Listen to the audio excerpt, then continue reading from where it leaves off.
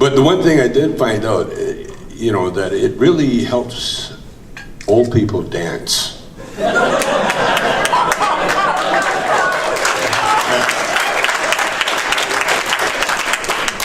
And I didn't know I was that old till I watched the reruns on television.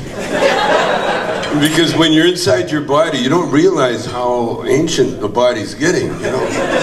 And so I was watching myself and I thought, who is that old fucker up there? It was me.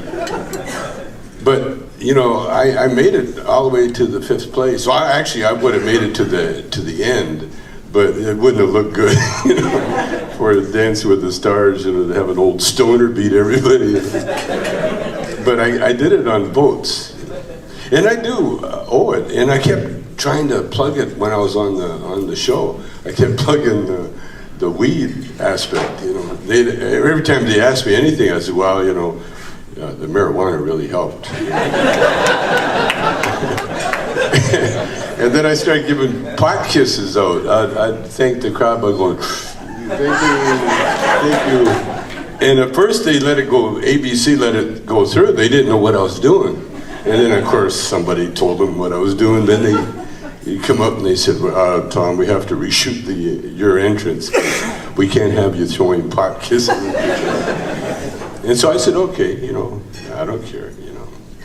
Because the thing that the pot has really helped me do is it's medicine for the brain. People don't realize that as much, you know.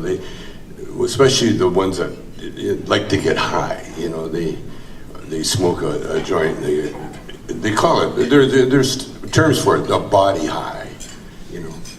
But what it really does, it changes the brain. It relaxes the brain, and it allows the brain to do its job, which is to dream, which is to create, and that's the magic of pot. And that's what happens when sick people take marijuana as a medicine. What it really does, it changes the perception of the body, of the mind. And it allows the brain to tell the body's immune system to go to work. And it tells the body what to do. And it puts our conscious personalities out of the picture.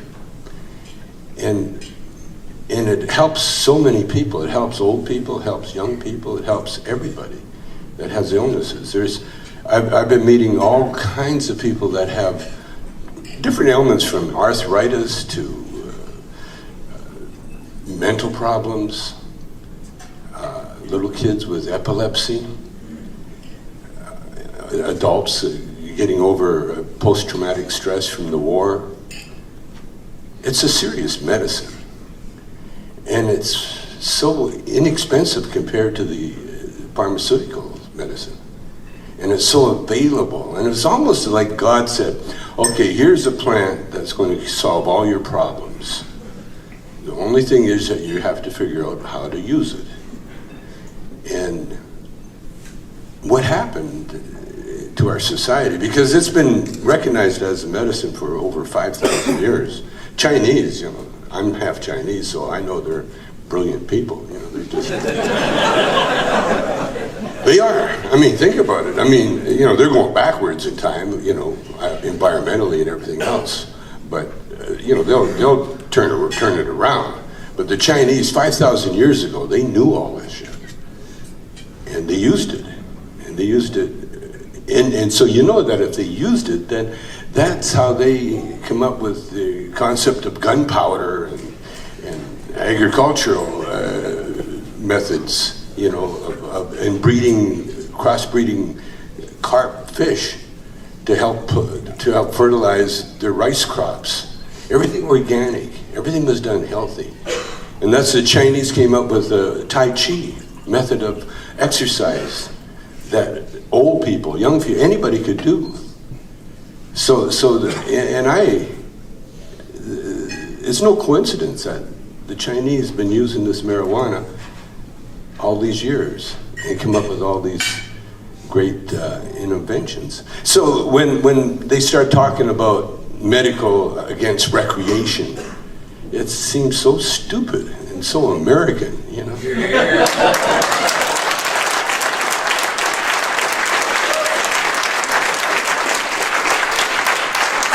Because that's what the medical profession would like us to believe, that there is a line between recreation and medical use. You got a headache? Well, here, let me give you some shit that's going to cause other problems.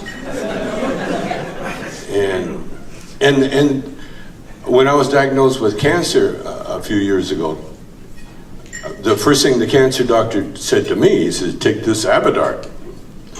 You can't buy it on your insurance, and it costs $200 for a bottle, and if you keep taking it, it'll eventually give you Alzheimer's. And I said, oh, great, give it to me. Nothing like more than spending a lot of money to get sick again, So I immediately took a couple of pills, and then I said, no, this ain't right. And I went to my marijuana doctor, and he showed me and told me what to do. And about a year after I started taking, the marijuana thing, they tested me again for cancer. And of course, I officially don't have cancer.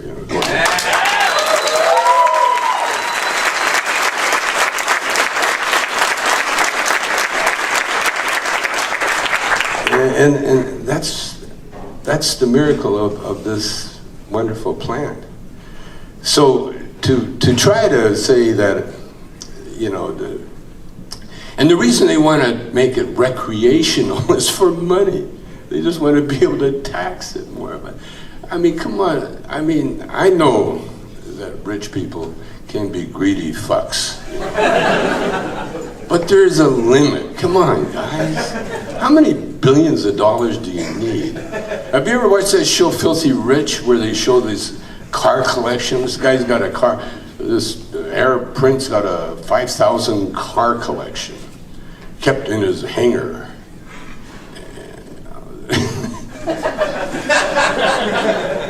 It looked like a car dealership,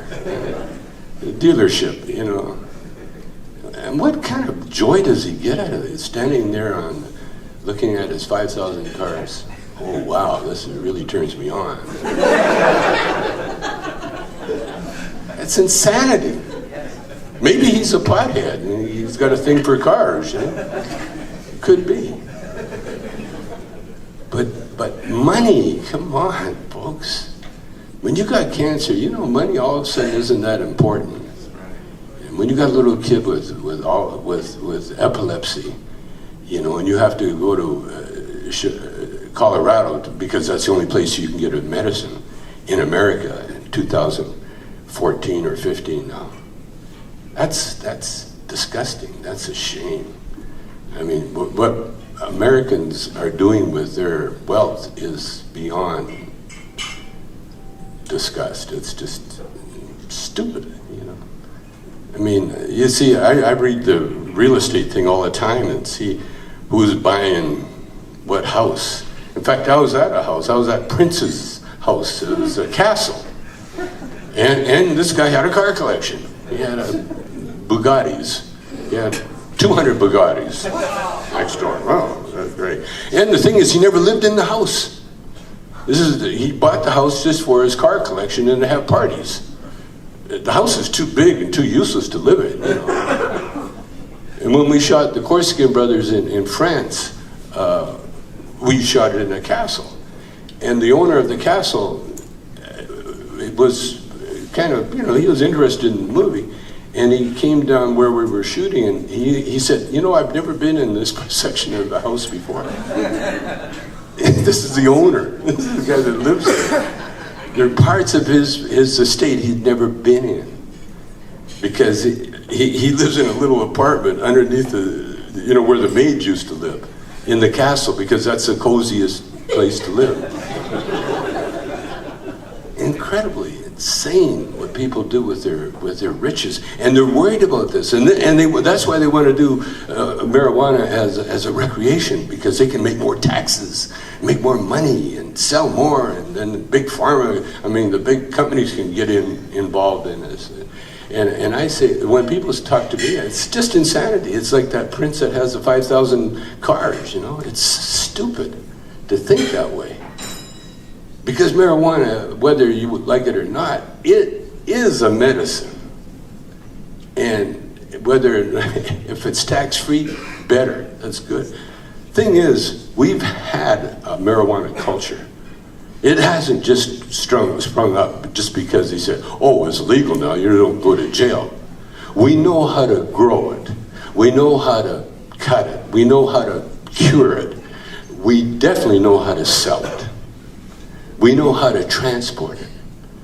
Now, apparently there's a shortage of flour in the state because of this law or something that says that you can only grow locally, or I don't know. I can't pay attention to that shit. You know, it's so stupid. You know, because there's no such thing as, if you're a grower, there's no such thing as they can't get rid of your product.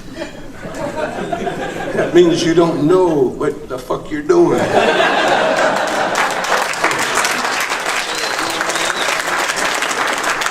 And the price will rise and fall according to the demand. And the demand in America is insatiable. Everybody in America wants to either smoke it or get involved in selling it. They want to do it because it's a perfect job. It's perfect. You're helping people. I was in Amsterdam. I was at the Heineken Brewery Company, and I was taken on this big tour, and they show you how you make beer, and you put hops in here, and then they showed me a picture of the guy that owned Heineken's beer. One guy in a family, and he's rich as can be, and one guy profited from Heineken's beer. Everybody else works for him. See? And so what we have with the marijuana industry, we've got a bunch of Heineken beers, guys. Because everybody that grows and everybody that is involved in it, you're creating, you're working, you're doing God's work. You're creating medicine for the masses. And it's not just, and they call it, I was on Bill O'Reilly, I think it was, and he was saying, oh, you know, that medical is just an excuse to get high. Yeah. It is. Legally, without going to jail and not having to pay taxes. Yeah. Yes, Bill, what's your point? He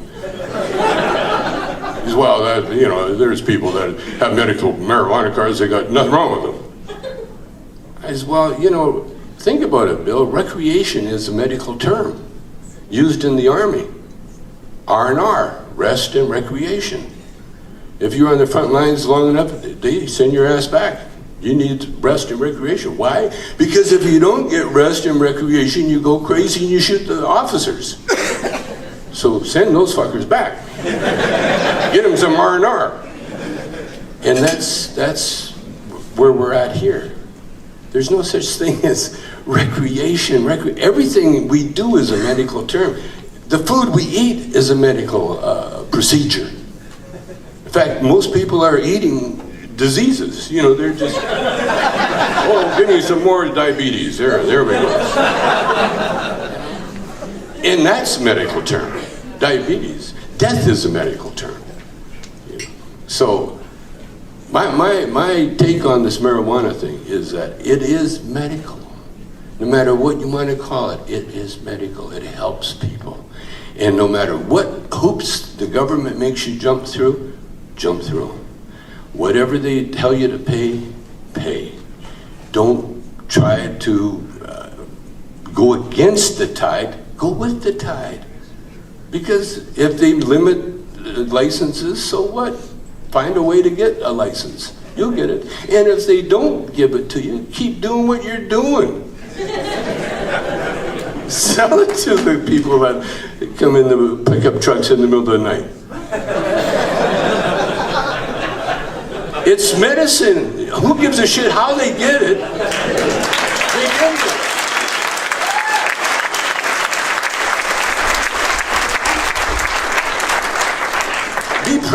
Be proud of what you're doing with your life, because let me tell you, you're helping people. When they made pot legal in Colorado, I was there the first day.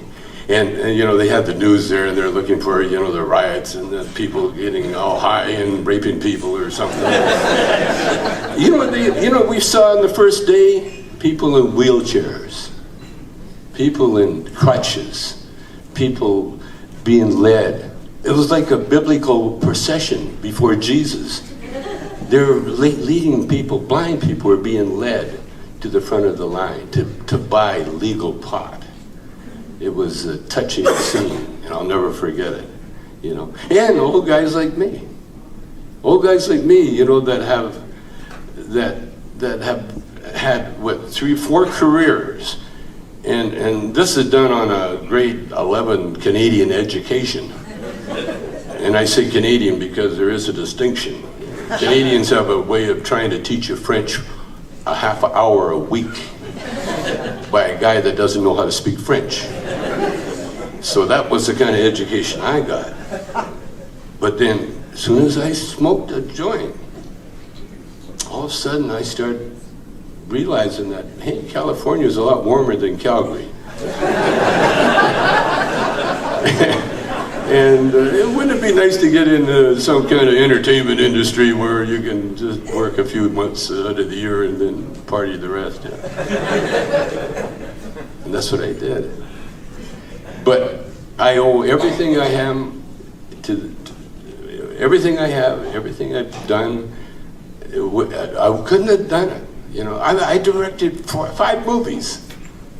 5 movies, man. I mean, successful movies. Blows my mind. And how did you do it? I said, well, I smoked a joint first. And then I surrounded myself with other people that smoke joints. The cameramen and everybody else. And that's what we are. We're a community. We're a tribe. You know, and tribes take care of each other.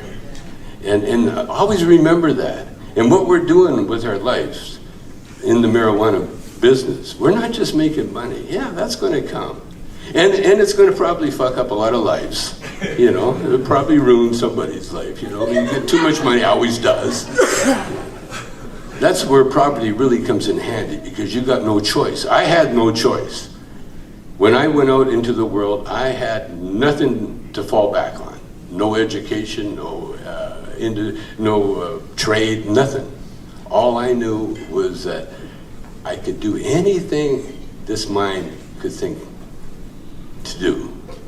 I could learn anything, I could do anything, and it was all because when I smoked that joint, the first joint I smoked, I remember it very clearly. I was in a jazz club. Ornette Coleman was on the speaker playing a song called Lonely Woman, and all of a sudden I was transported into Ornette's living room, and I saw this lonely woman sitting there looking out the window, and I hadn't moved. I was sitting on a couch in a jazz club. But that's the power of this magical plant. Will take you anywhere, show you anything you need to know, tell you anything you need to know, will whisper in your ear to tell you what to say. And for that, you know, I owe everything I have, and I will do anything and everything I can to turn on the rest of the world, because that's what we have to do. We don't have to fight anybody. We just have to turn them on. And we don't have to turn them on with pot. We just have to turn them on with our being. You don't have to say anything. It's like training a horse or a dog or anything. The first thing you have to do is become very calm and very loving. And the animal will pick up on that vibe. And that's what we have to do. This is how we change people's lives. We don't change it by yelling at them or talking to them or showing them or just showing them how stupid they are. We change them by changing our own vibe to being loving, caring, and understanding and listening. Listening to. Listen to the people that argue with you. Don't argue back. Resist not evil, but listen. And then as they talk, their words will come back, and they'll start listening to what they're saying, and they'll see how stupid what they're saying, and they'll eventually shut up, and then they'll say, well, what do you think? And that's when you say, well, here, talk on it.